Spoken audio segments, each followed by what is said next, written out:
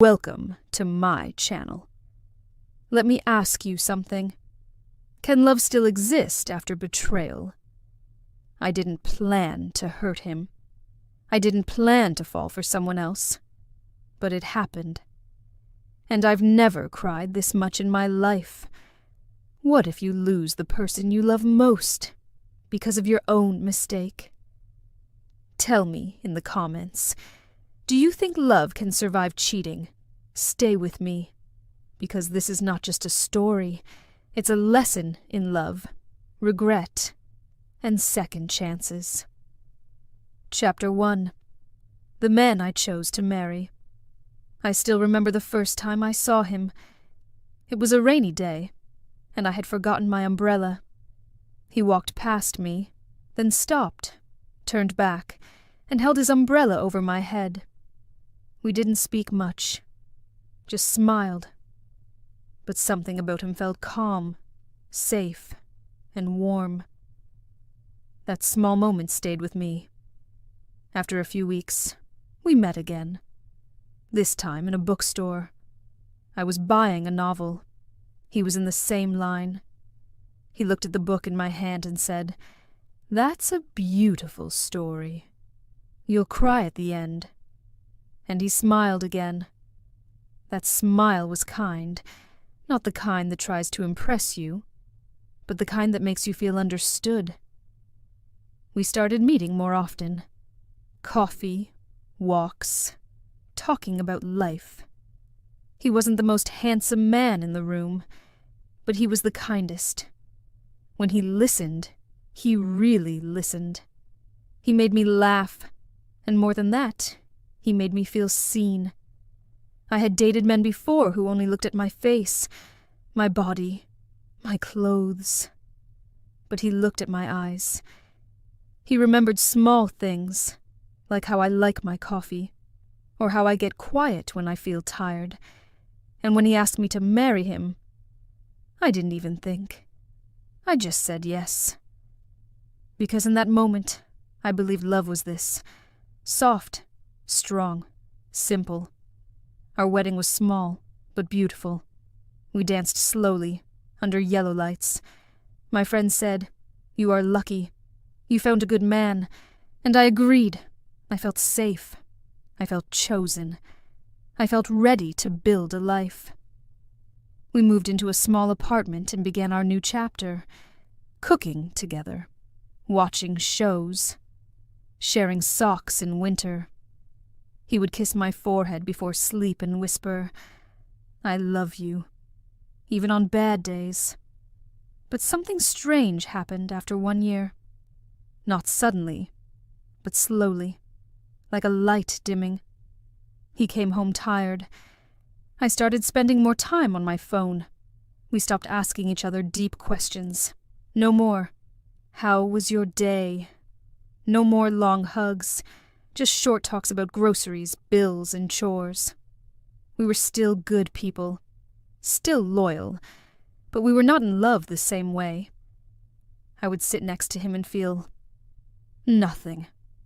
Not hate, not anger, just empty. And that's the feeling I'm afraid to talk about. The silence in love, the kind that doesn't scream or fight. It just forgets to feel. He didn't hurt me. He didn't cheat. He didn't stop loving me. But somehow I started feeling invisible, and that scared me. I wanted to talk to him, but I didn't know how. I wanted to feel close again, but I didn't know where to begin. So I smiled. I acted okay, and I told myself, maybe this is normal. Maybe all couples feel this after marriage. But deep inside, I was hungry. Not for attention, but for connection. I wanted someone to look into my eyes again, and really see me. I wanted someone to ask me, "Are you truly happy?" and wait for my answer. I loved my husband, truly. But the problem was, I didn't feel loved anymore. Not in the way I used to. Not in the way I needed. And that's where everything began to change. Not with a fight. not with a drama, but with a quiet pain I didn't share, a need I didn't speak, a hole that kept growing inside me, until one day, someone else noticed it. Chapter 2. The Other Man. It started so small. A message, a smile, a short talk at work. I never thought it would mean anything. I never thought it would become something I couldn't control. He was just a person I saw often. He worked in the same building. He used to nod politely when we passed each other. One day I dropped my file. He picked it up and said, "You must be having a busy day." I smiled and said yes. That's all. Nothing special, but in that moment, I felt noticed. Not as a wife, not as a woman doing chores or paying bills, just as me. Later, he messaged me on social media, just a friendly hello. I replied. We talked about music, books, movies, simple things. He didn't flirt. He didn't cross lines. He just talked. And I found myself smiling at my phone again. Something I hadn't done in months. I told myself it was harmless. I told myself it was okay because I wasn't doing anything wrong. I still loved my husband. I was still coming home to him, cooking dinner, folding his shirts. But inside, I was already changing. The other man noticed things. He said I looked tired one day and asked if I was okay. He remembered I liked old songs. He once sent me a song at midnight with the message, "This reminded me of your smile." My heart beat faster, not because I wanted him, but because I wanted to feel wanted, needed, special. I hadn't heard those kinds of words in a long time, and that scared me. I started looking at my phone more. I waited for his messages. I checked what I wore to work. I smiled when I saw him. I felt alive, not because of him, but because I had been asleep in my heart for so long. That's when I knew. This was no longer just friendship. This was danger, emotional danger, and I was walking toward it. One day, he touched my hand lightly while passing me a paper. It was just for a second, but my skin felt it for minutes. I pulled my hand back quickly. My face turned red. He smiled but said nothing. And in that smile I saw something real. Something forbidden. I didn't tell my husband. I didn't delete the messages. I didn't block the man. Because a part of me didn't want to. A part of me wanted to feel that connection again. But at night, when I looked at my husband sleeping, I felt sick. He trusted me. He loved me. He never lied to me. And here I was, replying to someone else's good night, before turning to kiss him softly. It felt like I was two people, one loving wife, one lonely soul. And every day that second part of me grew stronger. He started sending me longer messages, talking about his dreams, his pain, his past. And I shared mine. I told him things I hadn't even told my husband, not because I wanted romance, but because I missed being heard. The more I spoke to him, the less I spoke to my husband. I told myself I could handle it. I told myself I wouldn't cross the line. But the truth is, I already had. Because cheating doesn't always begin with a kiss. Sometimes it begins with a feeling that you hide, a feeling you feed in silence, a feeling you hope no one finds out. And I was feeding it, every day, without even knowing how close I was to losing everything. Chapter 3. The First Lie. The first lie was not big, just a simple sentence. I'm working late, But I wasn't. I had stayed at the cafe longer, talking to him. We didn't touch. We didn't do anything wrong. At least that's what I told myself. But when I came home, my husband asked, "Was the meeting okay?" I nodded and smiled. That was it. One small moment. One small lie. But it felt like a stone in my chest. After that, lying became easier. It's just a friend. I'm busy with a project. I need to take this call. I looked at my husband and hated myself. He trusted me so much. He never touched my phone. He never asked questions. He believed in me more than I believed in myself. And every time he smiled at me, it hurt. Because I knew I was hiding something that could break him. The other man never asked me to lie. He didn't ask me to meet in secret. But the way we talked, the way we connected, it was already more than friendship. I didn't stop it. I didn't want to stop it. Because in those messages, I found something I was missing. Attention, excitement. Someone asking, "How was your day?" and really waiting for the answer. My husband and I became strangers living in the same home. We sat on the same sofa, but we were miles apart. I stopped laughing at his jokes. He stopped asking me why I looked sad. Maybe he noticed. Maybe he felt something.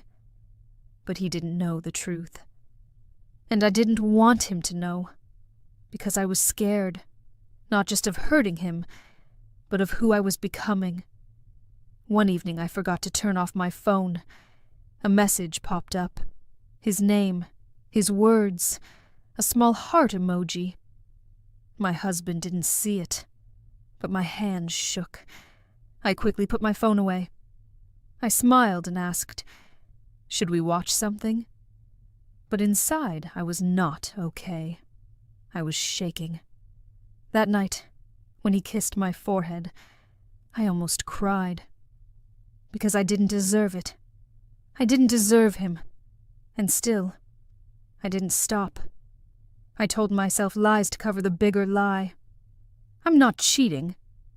It's just emotional. I still love my husband. But my heart knew. I was building two worlds, and I was going to lose both. I was afraid. Afraid of getting caught. Afraid of hurting him. Afraid of myself.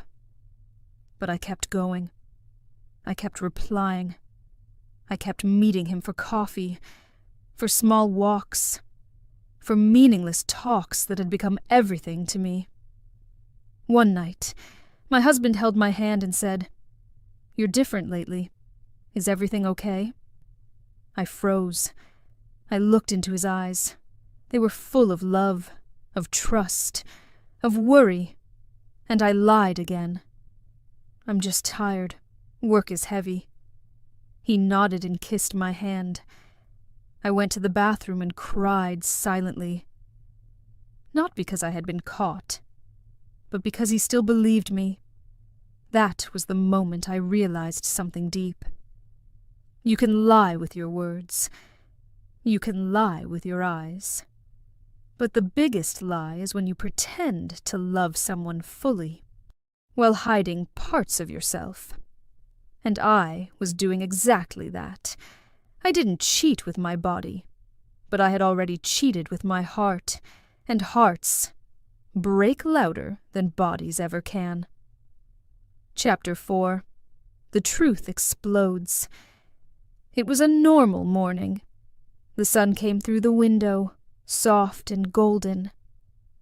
I was making tea in the kitchen, trying to act calm. My phone was on the table. I didn't hear him walk in. I didn't see him pick it up. He wasn't the kind of man who checked phones. But maybe he felt something. Maybe the silence between us had finally spoken louder than words. He didn't shout. He didn't break anything. He just asked in a quiet voice, "Who is this?" My heart stopped. I turned slowly. He was holding the phone. His face looked pale. His hands were shaking. On the screen there was a message from him. The other man. Something simple. "Missing you already." I opened my mouth to speak, but no words came out. I wanted to explain, to lie, to cover everything with soft excuses. But the truth was louder than anything I could say. I had been caught, and I couldn't run any more. He put the phone down and looked at me, not with anger, not with hate, but with something worse. Pain. Deep, quiet pain. The kind that doesn't need shouting to hurt. He said only one sentence. "You said you loved me." And then he turned away. I followed him, crying, holding his hand, begging him to listen. "It was just messages," I said. "We didn't do anything. I still love you. Please, please believe me." But he didn't answer. He walked into the bedroom, closed the door, and didn't come out for hours. I sat on the floor outside the door, crying like a child. Every tear felt like fire. Every second felt like a punishment. I kept whispering, "I'm sorry," again and again. But sorry is a weak word when trust is broken. It cannot build the same house again.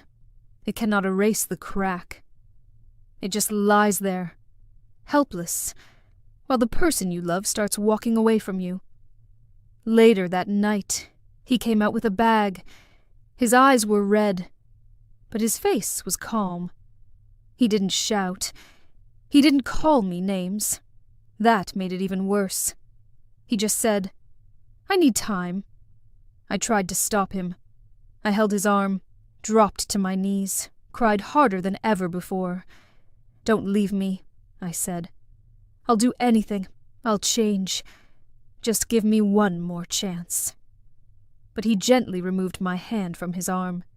He looked into my eyes for one last time and said, "You were the one I trusted the most, and you broke me."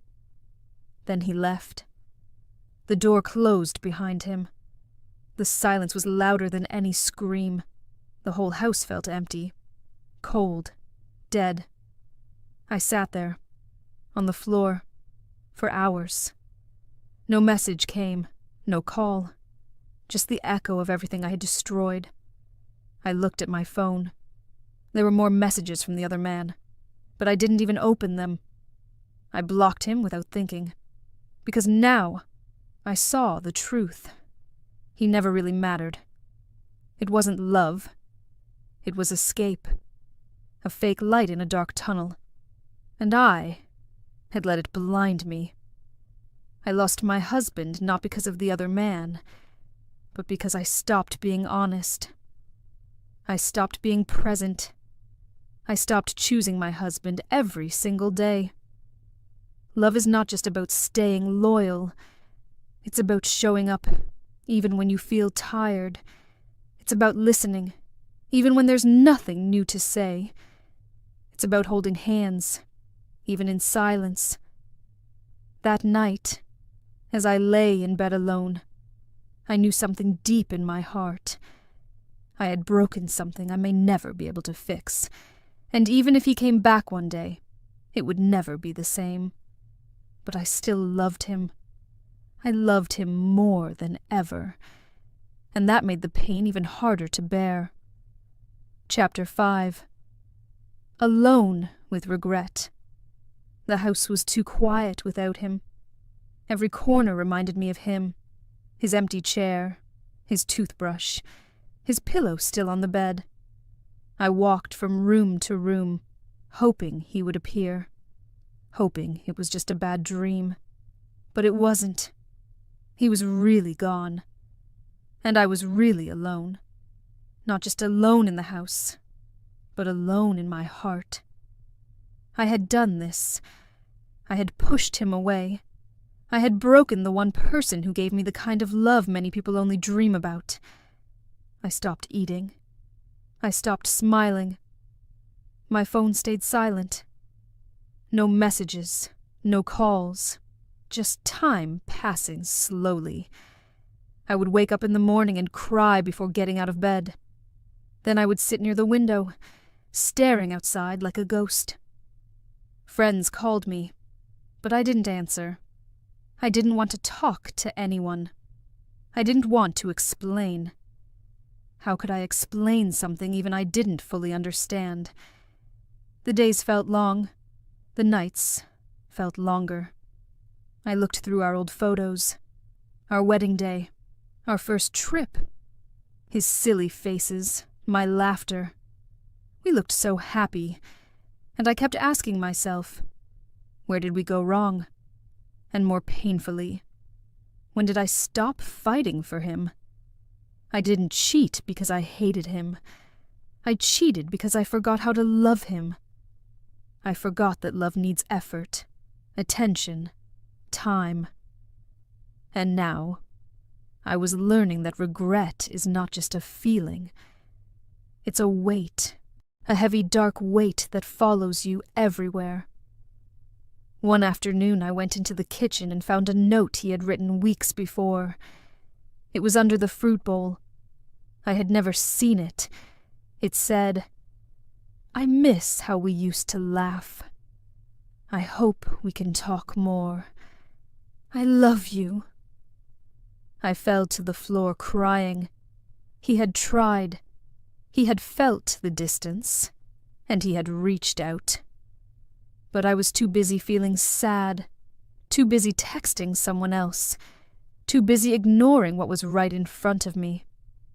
I kept thinking about the small things I could have done. A hug, a conversation, a long walk, a message during lunch. I kept thinking, if only I had turned back sooner. If only I had told him what I was feeling. If only I had been brave enough to fight for us, instead of escaping into someone else's attention. Regret teaches you the value of things, but only after they're gone. It shows you every mistake, every missed chance, every word you didn't say. I started writing letters to him.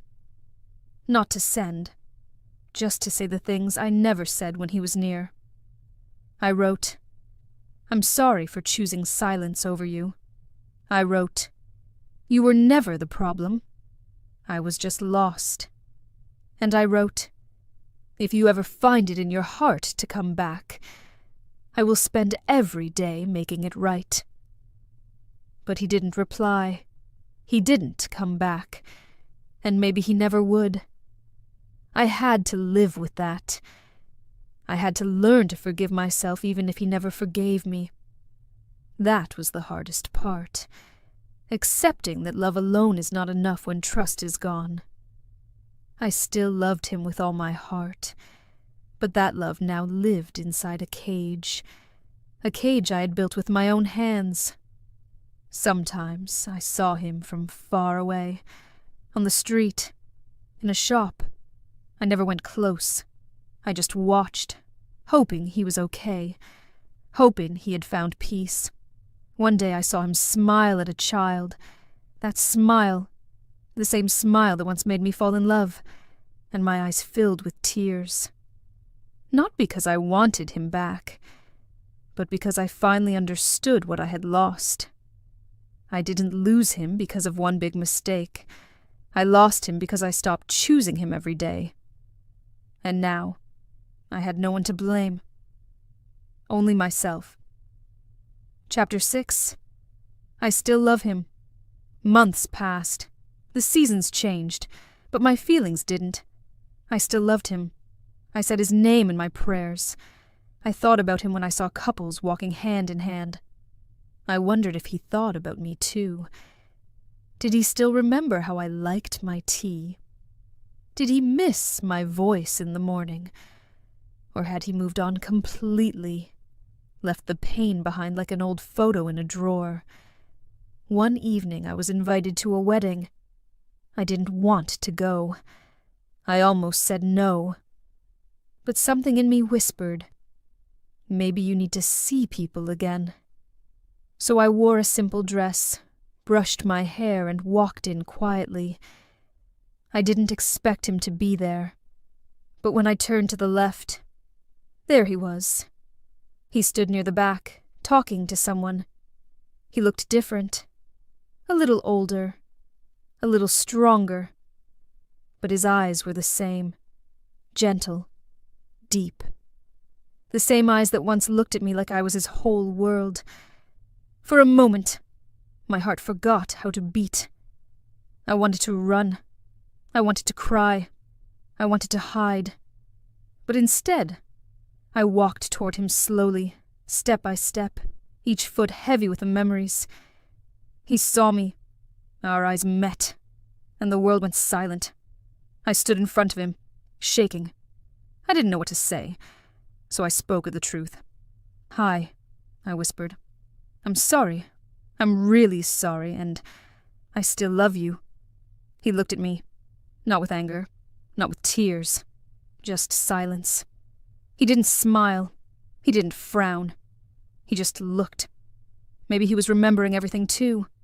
The good, the bad, the promises, the pain. Then he said something soft. "I loved you, with everything I had." That was all, and he turned away. He didn't walk fast. He didn't run. He just left slowly, gently, like a page turning in a book that is finished but still beautiful. I stood there, watching him disappear into the crowd. My eyes filled with tears, but my heart felt clear. Not healed, but clear. Because sometimes love doesn't get a second chance. Sometimes you don't get to fix what you broke. Sometimes the person you love most becomes a lesson instead of a forever. I walked outside and looked up at the sky. The stars were quiet. The night was soft. I whispered to myself, he was my home, and I burned it. But I also whispered something else. I will never stop loving him, but I will never make that mistake again. This story is not just about cheating. It's about choices, about silence, about not speaking your truth when it matters. It's about how love is not a feeling we fall into. It's a decision we make. Every day with effort, with presence, with care. If you love someone, tell them. If you're hurting, speak. If your heart feels empty, don't fill it with someone else's attention. Go back to the one who matters. Fight for your love before it's too late, because some mistakes once made can only teach you. They cannot be undone. And to my husband, if you ever hear this, thank you for loving me once. I still love you. I always will. Thank you for listening to this story. If it touched your heart, if you learned something about love, pain, or English, then please, leave a comment. Do you think love can survive betrayal? Like this video, subscribe to this channel for more stories. Not just to learn English, but to learn life. Let's grow together. In words, in wisdom,